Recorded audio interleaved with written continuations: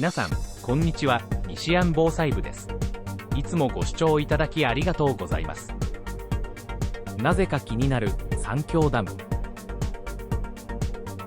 このチャンネルでは三峡ダムの最新情報と中国を念頭に気になるニュースを詳しく解説しています。短い動画ではありますが、お付き合いのほどよろしくお願いします。4月30日、地上波では全く伝えられない三峡ダムの現況です。長江水利委員会によると、深夜0時の時点でダムの水位は164メートル51でした。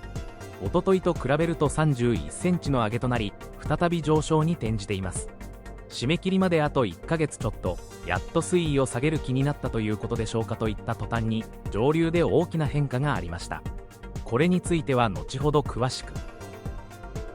ダムの貯水側から見ると、水位はこの辺りではないかと思われます。昨日の朝9時の時点、上流の観測所の流入量は毎秒1万800立方メートルで、三峡ダムの流入量は毎秒1万6500立方メートル。差分については毎秒5700立方メートル。おとといと比べて上流の寸丹観測所はプラスの3860、三峡ダムもプラス5300。長江本流並びに支流である宇高からの流入量がここに来て爆増。ダブルで増水しているため、三峡ダムに入ってくる水の量は約 1.5 倍となっています。なお、長江の最上流、金沙江にある巨大4連ダムのうち、高架波ダムの放流量は昨日の朝8時の時点で毎秒2540立方メートル。2日前の量とほとんど変わらず、低い水準のままです。一方、深夜0時の放流量は毎秒1万4200立方メートル。単純に割り算すると 46% の発電状況で15基前後の発電用タービンが稼働しているのではないかと推測されます。おとといと比べると少し放流を増やしているようです。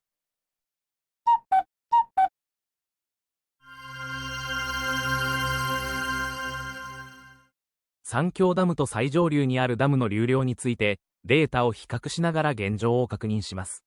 こちらは2月からおとといまでの流量の変化をまとめたもので、中国交通運輸部の発表データをもとにグラフ化したもの。上が三峡ダム、下が高架波ダムを表しています。まずは高架波ダムの方から。前回同様、濃い青のラインの放流量はほとんど変わりません。相変わらず発電ベースでは5割前後といったところ。水色のラインの流入量については、多少の増減はあるものの、放流量とあまり変わらないレンジで動いています。次に三峡ダムの状況について。こちらについては大きな動きがありました。オレンジのラインの流入量が爆増しています。過去1ヶ月の増減を振り返っても、一番の上昇っぷり。最上流のダムでは全く変化がなかったことから、高架波ダムよりも下流側で何かが起きているということになります。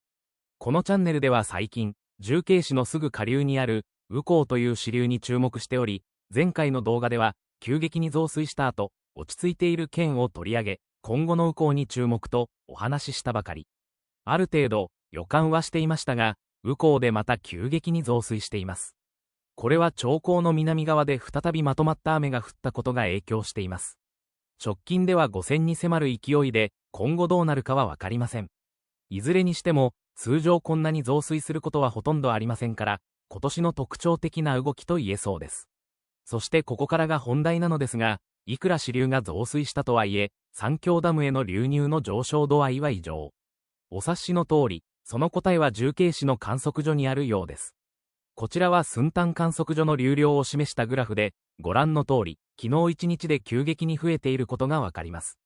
この観測所は、本流と支流が合流した先にあるため、長江の本流側で増水したのか、あるいは支流の下流江側で増えたのかが判別できません。少なくとも最上流の高架波ダムは何も変わっていませんから、もしかすると四川盆地で大雨になり、その水が下流江へ流れ込んだのかもしれません。ここまでを整理すると、長江の本流で大幅な増水、そして支流の宇高も再び流量が増えたことにより、この時期としては異例となる三峡ダムへの流量アップにつながったということ。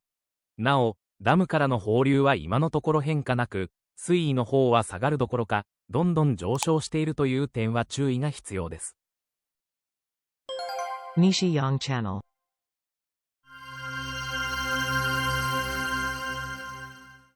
長江本流の上流でも増水が確認されたところですが、実は南部の複数の省で洪水がすでに発生しているのをご存知でしょうか。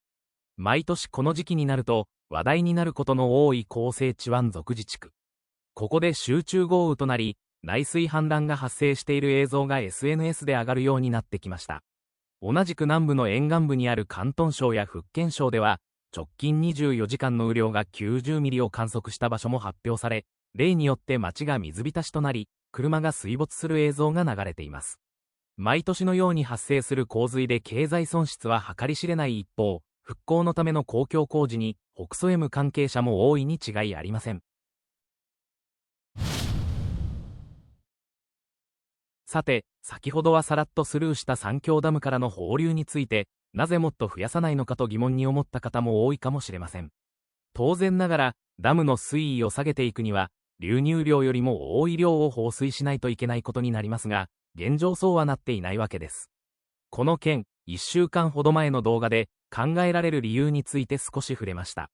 三峡ダムから100キロほど下った先には、中国最大級の東堤湖という淡水湖があります。4月23日のセンチネルの衛星画像がこちらで、雲がかかって判別が難しかったものの、3月の中旬に比べて面積が広がっていることがわかります。そして、26日の最新画像がこちらになり、はっきりくっきり現地の様子を確認できます。ほぼほぼ満水と言える水準にまで来ているのではないでしょうか。このように、遊水地として位置づけられている東堤湖は満杯近くとなり、長江の下流地域の水位はかなり上昇しています。ですから、今の時点では三峡ダムからの放流量を大幅に増やすのは難しいというのが本音ではないかと。ちなみに、同じ縮尺で琵琶湖を並べてみるとこんな感じで、東堤湖の大きさがでかいということはお分かりいただけるかと。今後は東堤湖だけでなく、波陽湖や主要な下流の観測所についても、情報が分かれば、合わせてシェアしていきたいと思います。三峡ダムからさらなる放流アップがあったとき、下流がどうなるのかを想像すると、心配で朝もぐっすり眠れません。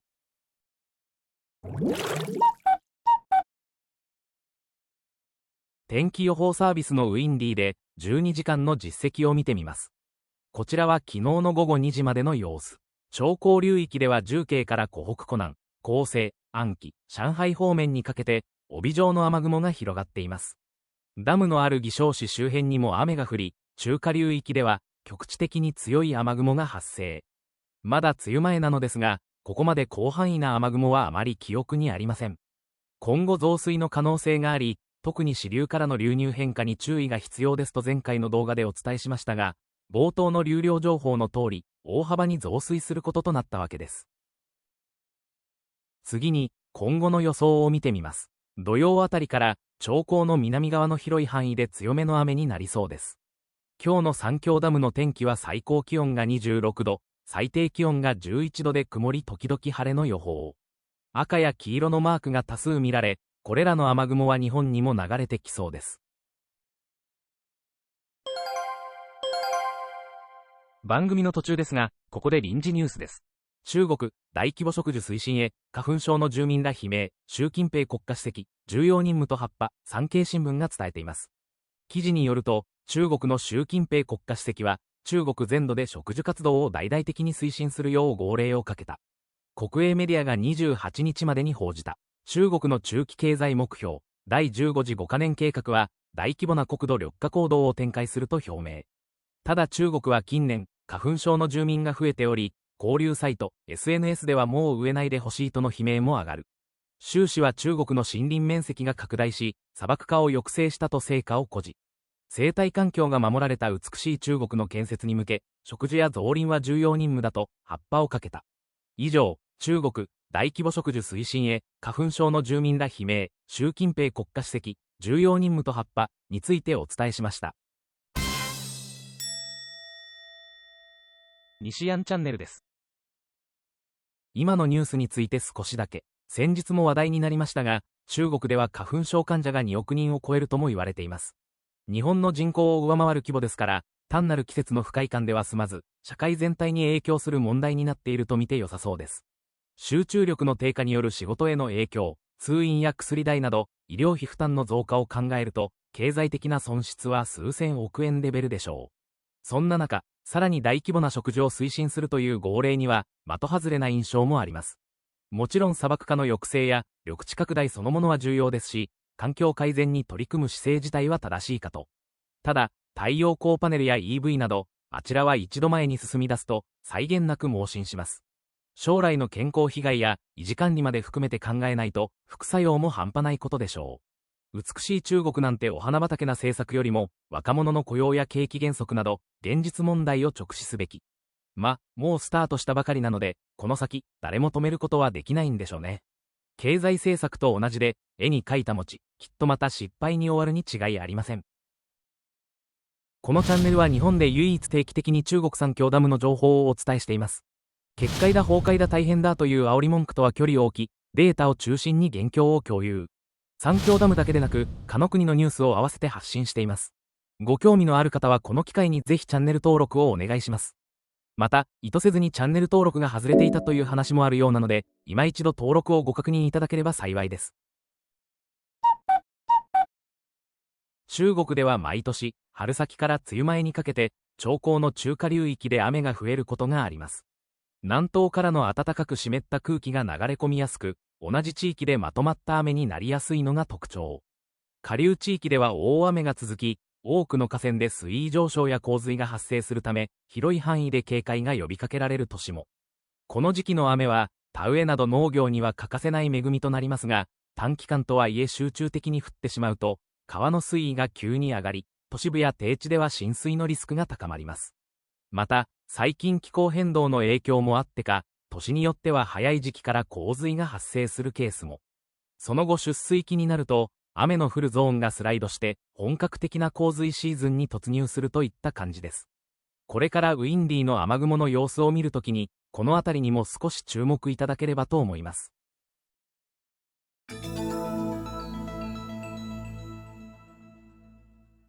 日本の気象状況について確認します。こちらは、今朝7時までの6時間のレーダーの実績。九州から東海まで、がっつり雨雲がかかっています。全国のライブカメラを見たところ、曇っているところか雨のところがほとんど。ニュースによると、北海道と東北を除き、今日は降水確率が高くなるとのこと。明日にかけて荒れ模様、落雷や突風などに注意が必要だそうです。ここまでご視聴いただき、ありがとうございます。この動画が良かったと思われましたら、グッドボタンを。もう一つやなと思われましたら、バッドボタンをお願いします。YouTube の仕組み的に、グッドでもバッドでもアクションがあるのが良しとされるようです。お手数ではありますが、どちらでも結構ですので、ひと手間いただけると幸いです。引き続き、最新情報をお伝えしていきますので、チャンネル登録もよろしくお願いします。